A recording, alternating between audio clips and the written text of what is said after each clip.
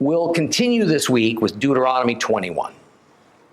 Now, last time we discussed chapter 21, verses 1 to 9, and the subject was unsolved murder. As we saw, however, this was set in the far larger context of something called blood guilt. And blood guilt occurs when one or more of God's laws concerning blood have been violated. Now, this week we're going to start a pretty well delineated section of Torah beginning at Deuteronomy 21, chapter 10, continuing through chapter 25, that many scholars and teachers call it a list of miscellaneous laws. My only quarrel with that description is it gives the impression that these laws aren't laid down in any particular structure, gives the impression that there's no common theme, when in fact that's not the case at all. This 4-chapter section deals with 4 main issues: holy war, sex and family, care for the poorest and the most vulnerable of society, and humanitarian concerns. Now, I mentioned at the start of our study on the book of Deuteronomy that what Moses is doing is expounding on the laws that had been laid down almost 40 years earlier in Mount Sinai. Moses is giving a sermon that has a very interesting parallel in the New Testament in Yeshua's famous Sermon on the Mount, found in the book of Matthew. In both cases, the purpose and the focus is to take these ancient laws and invigorate them with deeper spiritual meaning in some cases, and a better or even more contemporary defined life application in other cases. So what we find when we back away and we look at this section from a broader view is that these laws we're going to look at are just extensions of the 6th, 7th, 8th, 9th, and 10th commandments of the 10 Commandments. Therefore, the subjects revolve around killing, adultery, including the essence of adultery that's a combination of unfaithfulness and unlawful mixture, then theft, then false witness, then coveting. And by the way, that's the way the structure of the law is. This can't be said enough. All the law, and Christ said it, is based on 2 commandments.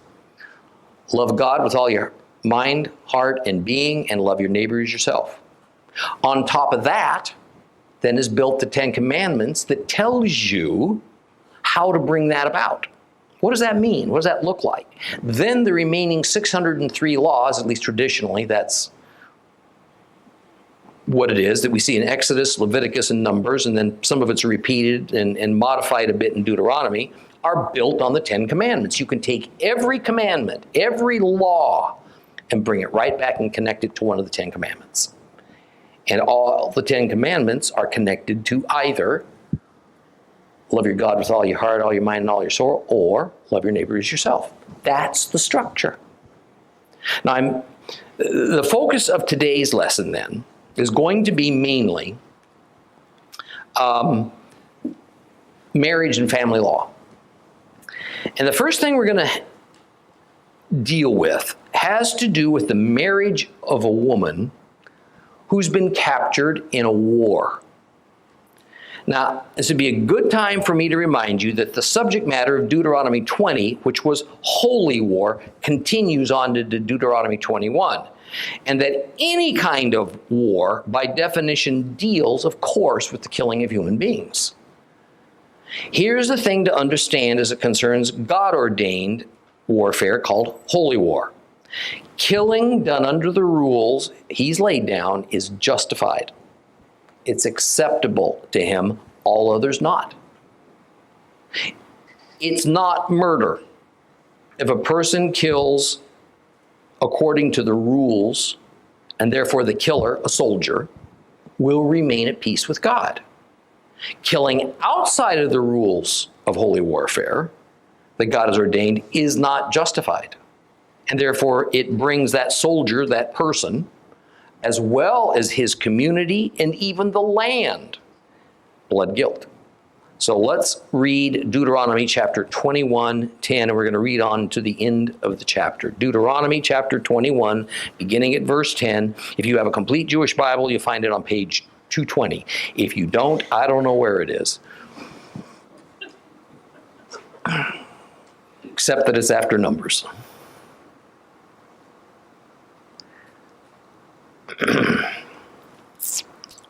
When you go out to war against your enemies, and Adonai your God hands them over to you, and you take prisoners, and you see among the prisoners a woman who looks good to you, and you feel attracted to her, and you want her as your wife, you are to bring her home to your house, where she will shave her head, cut her fingernails, remove her prison clothing. She will stay there in your house, mourning her mother and father for a full month, after which you may go in and to have sexual relations with her and be her husband, and she'll be your wife. In the event that you lose interest in her, you are to let her go wherever she wishes, but you may not sell her for money or treat her like a slave, because you've humiliated her.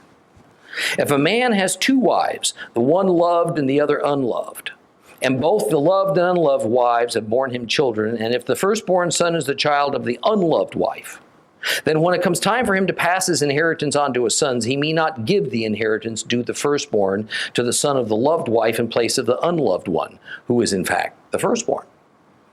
No, he must acknowledge as firstborn the son of the unloved wife by giving him a double portion of everything he owns, for he is the firstfruits of his manhood, and the right of the firstborn is his. If a man has a stubborn, rebellious son who will not obey what his father or mother says, and even after they discipline him, he still refuses to pay attention to them, then his father and mother are to take hold of him and bring him out to the leaders of his town at the gate of that place, and say to the leaders of the town, "This son of ours is stubborn and rebellious. He doesn't pay attention to us, lives wildly, and he gets drunk. Then all the men of his town are to stone him to death. In this way you will put an end to such wickedness among you, and all Israel will hear about it and be afraid. If someone has committed a capital crime and is put to death, then hung on a tree, his body is not to remain all night on the tree, but you must bury him the same day, because a person who has been hanged has been cursed by God, so that you will not defile your land, which Adonai your God is giving you to inherit." All right.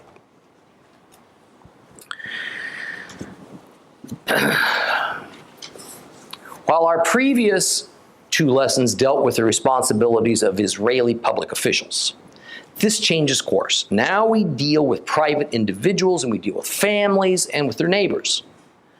And the first issue deals with the human spoils of war. See, it was common in ancient times among most societies to take women and children as captives and make them slaves as part of the spoils of war. And when we read the Greek classics, we find the same thing occurring. So many of the laws that we're going to see here are quite similar to laws found as recorded in the Code of Hammurabi and in the Mari law code documents, but there is one striking difference. The Hebrew laws give the women prisoners of war the status of human beings of value, not simply chattel that equates with animals or furniture. Therefore, the issue that's being dealt with here is about a woman taken captive that a soldier finds attractive. He wants to make her his wife. But let's not miss the very important context of this expose. We're speaking only of Hebrew soldiers taking foreign women, foreign captives, as wives. Now, I pointed out way back on our study of Genesis that to speak of genealogical purity as regards Hebrews is almost an oxymoron. From the time that God set Abraham apart as the first Hebrew, thus meaning that all others on the planet were goyim, Gentiles, and therefore also ger, foreigners to Abraham's clan, God defined a pathway for any ger, any foreigner who wanted to join Abraham's clan to worship his God to be able to do so. And by joining Abraham's clan and his Hebrew descendants' tribes, this former Gentile foreigner is now considered a Hebrew. I want to give you a biblical example of foreigners joining Israel. When Abraham's grandson Jacob came back to Canaan from his 2 decades long stay up in Mesopotamia, and he settled outside of the city of Shechem, a tragic incident actually led to the size of his own family multiplying virtually overnight. It was when the king of Shechem's son raped Jacob's daughter Dinah that her brothers attacked the city of Shechem and killed every adult male. That ring a bell? Genesis tells us that Jacob's sons, the future tribal leaders of Israel, also took all the women and children of Shechem to be their slaves. In time, almost all of these Canaanite inhabitants of Shechem became part of one Israelite clan or another. It was customary for a tribe or a nation to take prisoners of war from one another as a means to increase the size of their community while decreasing the size of their enemy's community. Wealth was partly measured by the size, matter of fact, in many ways it was mostly measured by the size of one's family and clan, tribe, and nation. The point being that as a result of that raid on Shechem, Israel became almost immediately an ethnically mixed family, composed of Hebrews descended from Abraham and Canaanites, who would in time become naturalized members of Israel. So before Jacob even took his family down to Egypt to remain there for 400 years, Israel was roughly 50% genealogical Hebrews and 50% genealogical Gentiles. And during their time down in Egypt, we're told that there was a tremendous amount of intermarriage between Jacob's family and the Egyptians, as well as with other foreigners, because Egypt had a huge foreign population living there. Even Moses, a Hebrew, married a Midianite woman. Now, we see that same trend continue here in Deuteronomy with a set of laws designed to make it legal for an Israelite soldier to take a female foreign prisoner and make her his wife. By definition, upon that marriage ceremony, she became a Hebrew. So the gene pool, beginning with Abraham, became further diluted. God's concern has never been the racial purity of his chosen people, only their spiritual purity and their faithfulness to him. Now, before we go further concerning what's to happen to this foreign female captive and what rights are accorded to her, I want to point out something that is kind of masked by our English Bible translations. And it occurs in the first verse of our study today, verse 10. The complete Jewish Bible says regarding the capture of these foreign women, it says, and when you take prisoners. Other versions say something like, and when you take some of them captive. Well, literally it says something that I think will be a little bit familiar to your ears. When you take the captives captive. That's what it actually says.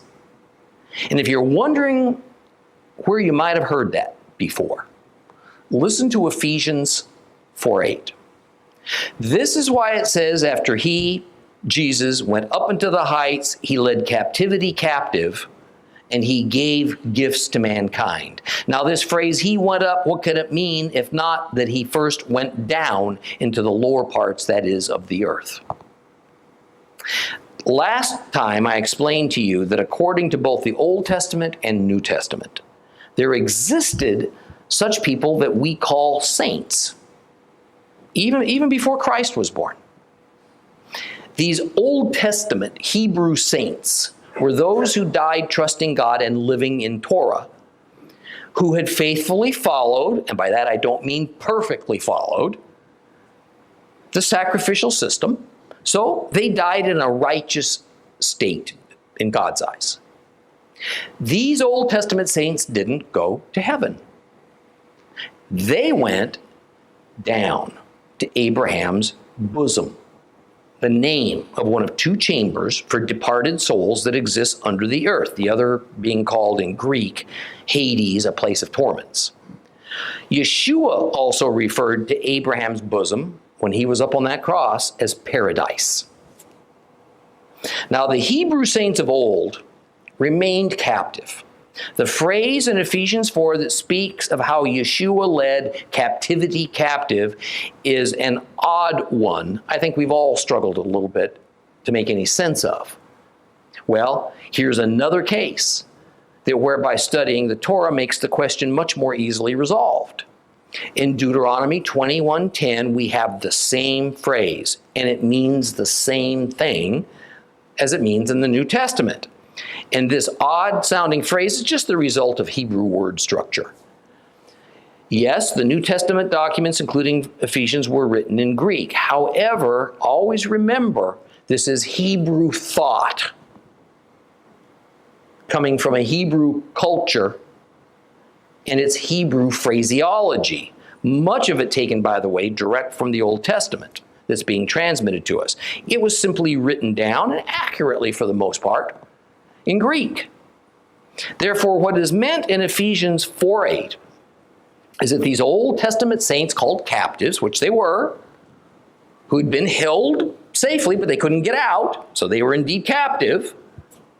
So what we see in both Deuteronomy 21:10 and in Ephesians 4:8 is a change in status of those who are being affected.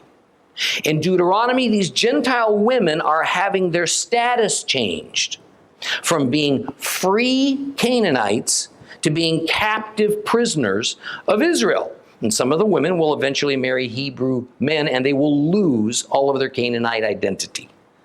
Now, in Ephesians 4:8, the captives of Abraham's bosom are having their status changed by Messiah.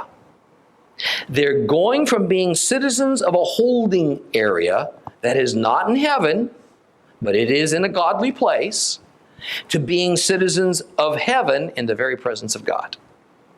So a foreign woman is taken captive as a result of war. An Israelite soldier takes a fancy to her, wants to marry her, and the procedure is he takes her home, his home, for a period of 1 lunar month, 30 days. And the foreign woman is to shave her hair, cut her fingernails, and discard the clothing she was captured in. And during this time, these verses say she's also to mourn her parents. Let's talk about this. What does all this mean? What's really going on here? Well, while there's not a full consensus, the meaning is becoming pretty agreed upon by Bible scholars. Now, by shaving her hair, it does not mean she had her head shaved. It just means she cut her hair. Trimming her fingernails, changing into Hebrew garments from her Canaanite garments,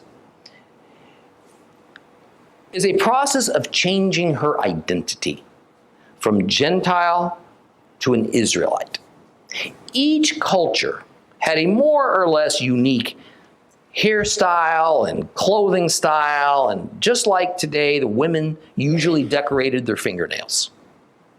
But by getting rid of all these things, her ties with her old lifestyle are symbolically left behind. This further extends to the idea of her mourning her mother and father. It's not necessarily that her parents were killed. I mean, no doubt it happened because they may have died in the war. Rather, it is she's being given an opportunity to forget her parents, so to speak, to give up her natural familial associations that she was born into, theoretically in favor of new ones by means of her Hebrew husband and her new Hebrew identity. We get exactly the same picture, of course, in the New Testament for new believers. In Mark 10:29, Yeshua said, "Yes, I tell you, there is no one who has left house, brothers, sisters, mother, father, children, or fields for my sake and for the sake of the good news, who will not receive 100 times over now and in the olam hazeh," it means the present world, "homes, brothers, sisters, mothers, children, and lands with persecutions," and in the olam haba means the future, the world of tomorrow, eternal life. We also get the same instruction regarding marriage in that a couple is to leave their parents, giving up their primary identity as being part of their parents' household, and instead the couple is to cleave together. They're to create a new identity as a married couple. So the concept in the Old Testament is that this captive foreign woman leaves behind her Gentile identity with her original family, a Canaanite family, for a new one, an Israelite one. And wouldn't you just know it, that is exactly the spiritual sense of it in the New Testament, and it's of what Yeshua was communicating about leaving behind your identity as a member of the world of Gentiles in favor of becoming a member of the kingdom of God, of Hebrews. Now, verse 13 makes it clear that only after this 1 month waiting period can the man marry this woman and then consummate the marriage. Inherent in this is that if the woman's miserable and she's staunchly resistant to this new reality, marriage doesn't happen. Likely because if she's a miserable person to be around, he's not going to want to marry her.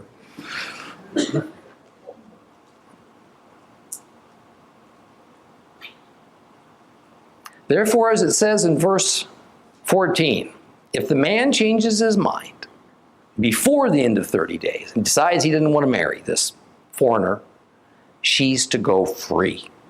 Not as a slave, but as a free person. He can't then change his mind and sell her to somebody else. He can't change his mind and make her his unwilling slave. So we see the decency and the great regard that the law of Moses has for women, even women, foreign women prisoners. Now, I well understand that in modern Western society, even this is hardly considered a delightful prospect for a woman. But understand that in this era, every society was totally male-dominated. That God would make it a law for Hebrews to give women rights and hold them up as valuable as men was quite a shift from normalcy. They were quite unique in this regard. It would become a cornerstone, by the way, of the Hebrew way of life. Well, beginning in verse 15, the subject shifts to what happens in a polygamous family when one wife is loved more than the other by the husband. Now, some translations say about this, when one wife is loved and the other is hated. Our complete Jewish Bible calls one loved and the other unloved. Understand that the meaning here is not a case of intense like versus intense dislike. It's also not a case of complete devotion to one wife and utter disdain for the other wife. Rather, it is that one wife is more favored than the other. And the reality is that this is at the root of why God does not want polygamy among his people. Polygamy causes nothing but trouble. There is no way that a man can have two wives and not have some preference of one over the other, even if the degree in his mind is small. And even if he is as even-handed as is humanly possible, what woman is going to honestly believe that she's being dealt with fairly as compared to her rival? What wife is not going to try to become the more favored wife? This exact scenario was played out several centuries prior to the laws of Moses in the story of the life of Jacob. He was tricked into marrying Leah, then had to agree to keep her as his wife in order to marry the one he really wanted to marry, Rachel, Leah's sister. Now, talk about the worst of all worlds. I mean, this man's married sisters who are often natural rivals anyway. And one of them, he didn't even want to marry.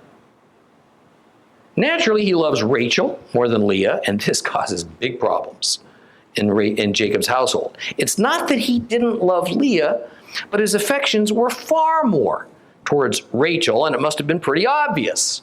Now, Reuben, poor Leah's son, even schemed with his mother to feed Jacob an aphrodisiac, mandrakes, in hopes of making Leah more desirable to Jacob and thereby soothing his mother's constantly hurt feelings.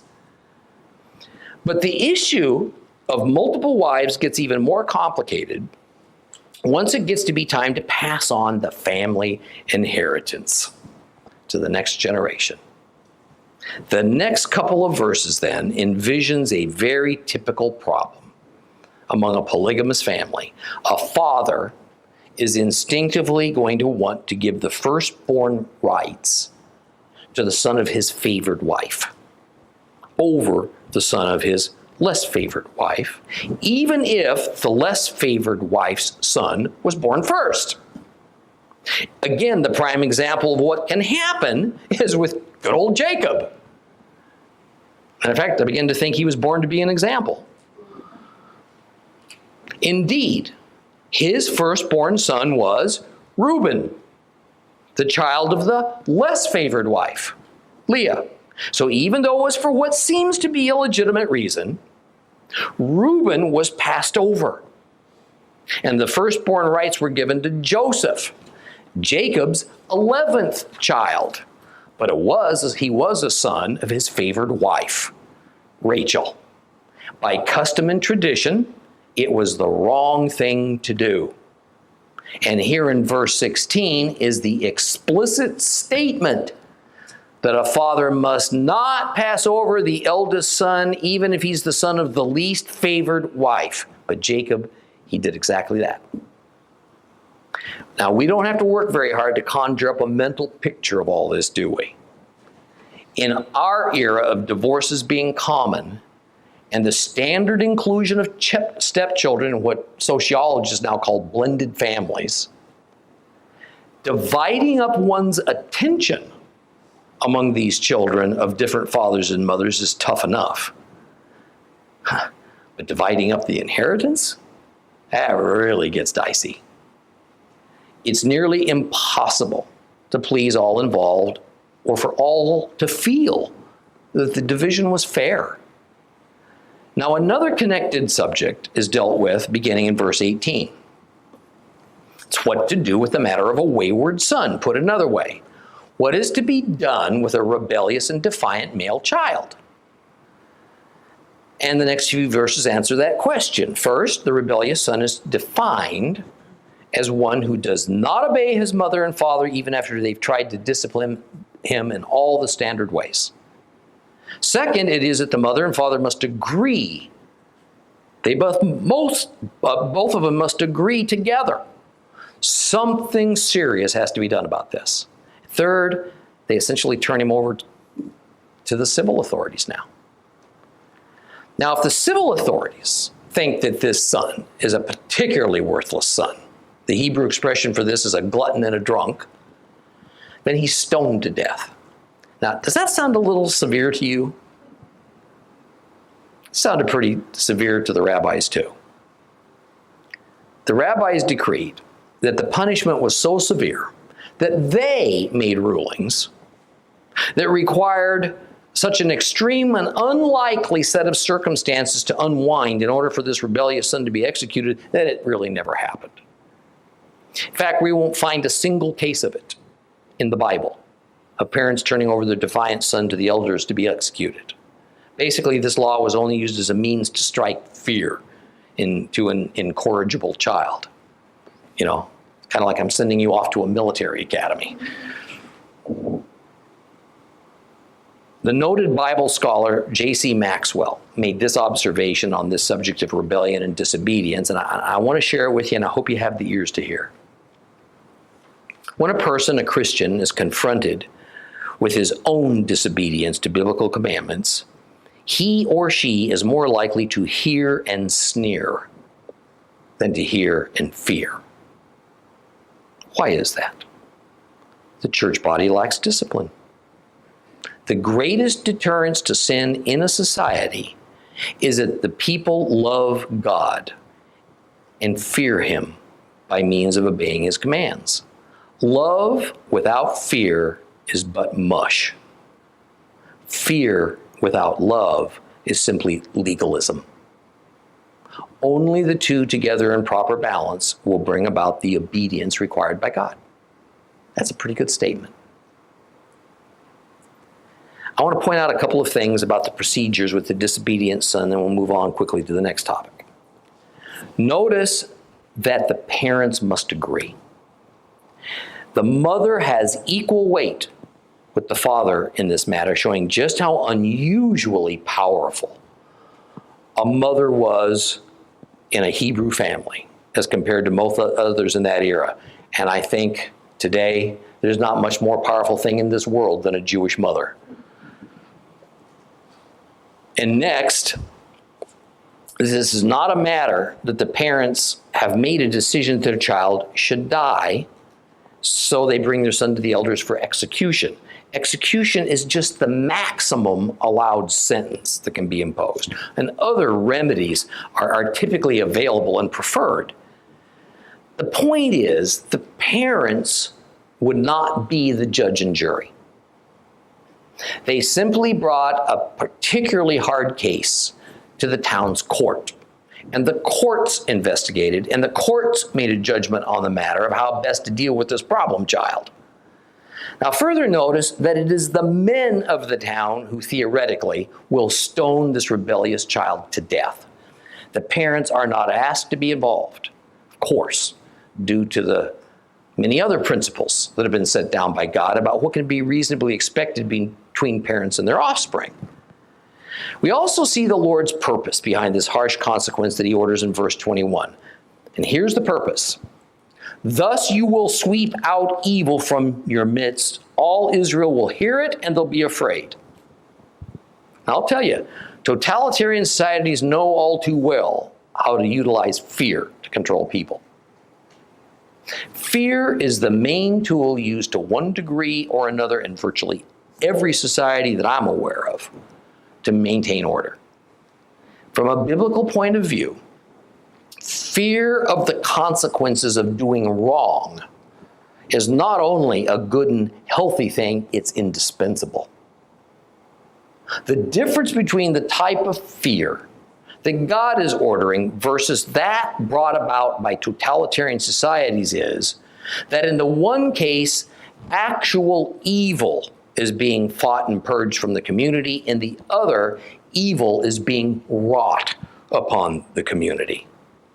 The entire reason that the Lord demands such harsh consequences for evil rebellion against him by trespassing against his fundamental principles is for the benefit of everyone else. I'm afraid that our modern progressive societies have forgotten just how it is that evil must be eradicated, or it will affect and infect others. And evil certainly isn't effectively dealt with by means of education of the criminal. The final topic of Deuteronomy 21 has many ramifications that I think most of you are going to quickly recognize. It is that if a man is justifiably executed for a capital offense, then if part of that procedure is to have his corpse impaled on a stake, he must be taken down before nightfall. Where have we heard that principle before? Of course, in the crucifixion of Christ. It was the norm in Bible times that the body of a dead criminal was put up on a pole or on a stake for public display.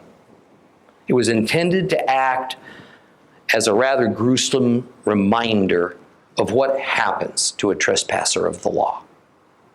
Sometimes the stake was a large pointed pole upon which the man was actually impaled upon to kill him. At other times, more often than not, it was after he was dead, then he was impaled on the post.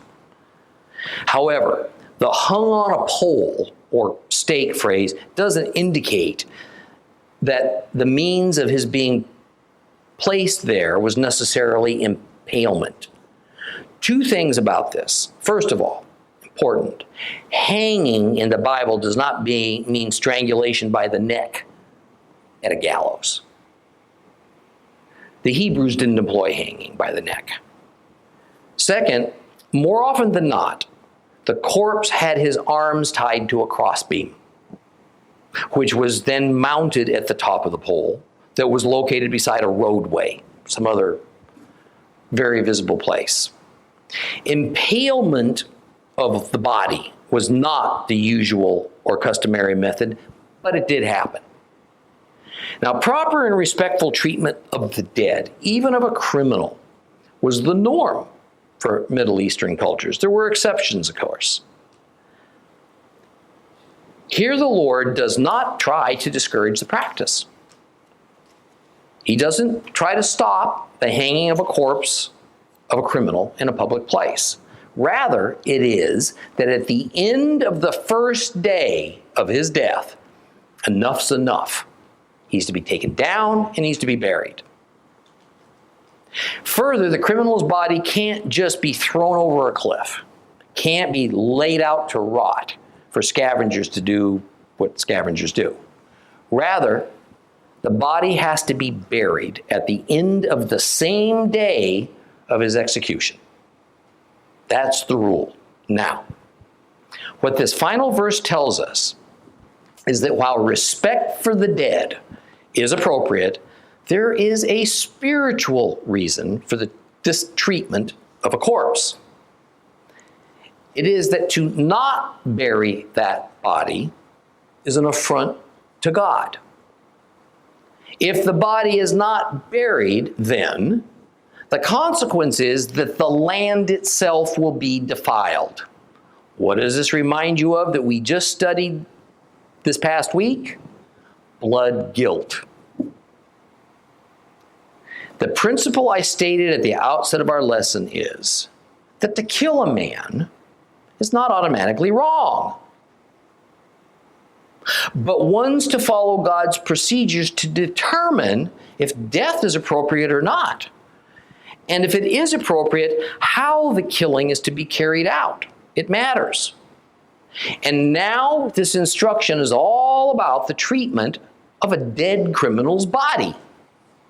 And if one follows all of these instructions, then this killing not only does not bring blood guilt upon the people or the land, it actually purges the blood guilt upon the people or the land. The blood guilt created by that criminal's act.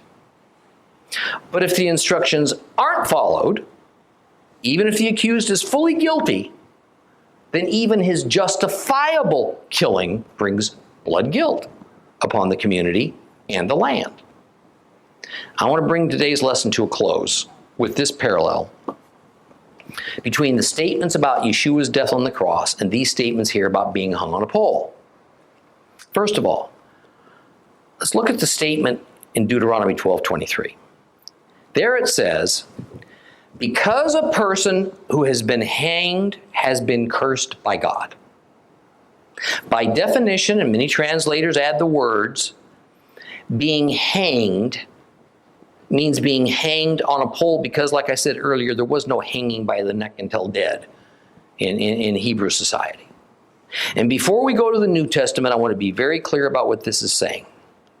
What it is not saying is that the result of being hung on a pole is that that person is cursed of God. Rather, it does mean that the person is cursed of God, therefore, they're being hung on a pole in consequence. Being hung on a pole is because they were cursed by God. Curse has been laid on them. Now, Death by execution was understood to be a legal, formal, and final separation of a person from the community of God. With that understanding, let's look now at the well-known verse in the New Testament that speaks of the state of a person who is hanged as it relates to Messiah in Galatians 3:13. Christ redeemed us from the curse of the law, having become a curse for us. For it is written, cursed is everyone who hangs on a tree. First of all, when Paul says it's written, what do you suppose he's referring to? The Holy Scriptures, which was, of course, what we call the Old Testament. That's all the Bible there was in his day. In this case, the passage he was quoting when he wrote this down in Galatians 3:13 is the exact place in the Torah that we're studying today, Deuteronomy 21:23.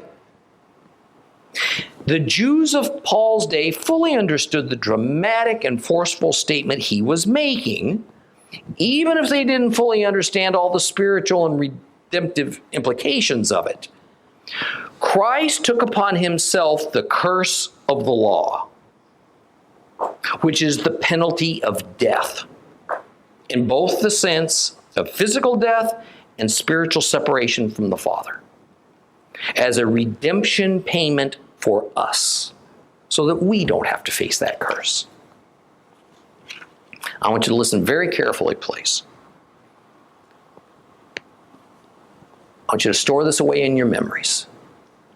When the New Testament speaks of the curse of the law, it's speaking of one thing: death. Complete death. Physical death plus spiritual death. That is the curse of the law. The curse of the law is death. The blessing of the law is life, abundant life. That's what we're told all the way through the Old Testament and the New Testament. Another parallel term for this in the New Testament is one we're all familiar with. The wages of sin is death. You receive the curse of the law, death, because your sin earned it for you. You merit, you earn death because of sinning. These statements about the curse of the law and the wages of sin are just two ways of saying the same thing. The Father cursed Christ, the proof of which, says Paul, is what? Yeshua was hung on a stake. Jesus' separation from the community of God, his physical death, and for a few moments, his separation from the Father. You think that's not true? Listen to this, Matthew 27:46. At about 3, Yeshua uttered a loud cry, Eli, Eli, lama sabachthani. My God, why have you deserted me? This was the moment of the sacrificial substitution for what rightfully ought to happen to us. So by studying the Torah, we can better see what happened at Christ's crucifixion. It was the law of Deuteronomy 21 that any executed criminal had to be removed from the death stake before nightfall. That the women hurried to get Yeshua off that cross and buried before the Sabbath would be ushered in at sunset is true, but it is secondary to the fact that not to do so would have broken the law of Deuteronomy 21. Even if the next day hadn't been a festival Sabbath, which it was critical that Messiah's body be taken off that pole and buried. And what would have been the result if they had not been able to persuade the Romans to cut Christ down? And it says here in Deuteronomy 21:23, the land would have been defiled with blood guilt, and the local community of Jerusalem, these women disciples included, would have been saddled with Christ's blood guilt. It is truly a fascinating and sad commentary on the depraved state of the Jewish religious leadership of Yeshua's era that the priests who watched him die didn't seem to care a whit about God's law in this matter. They didn't care whether that Jewish man might hang on that pole overnight, thereby soaking everyone and everything in Jerusalem in blood guilt. Rather, it was the common Jewish folks who knew what had to be done in order to obey God, and they did it. Next week, we'll begin Deuteronomy chapter 22. Please rise.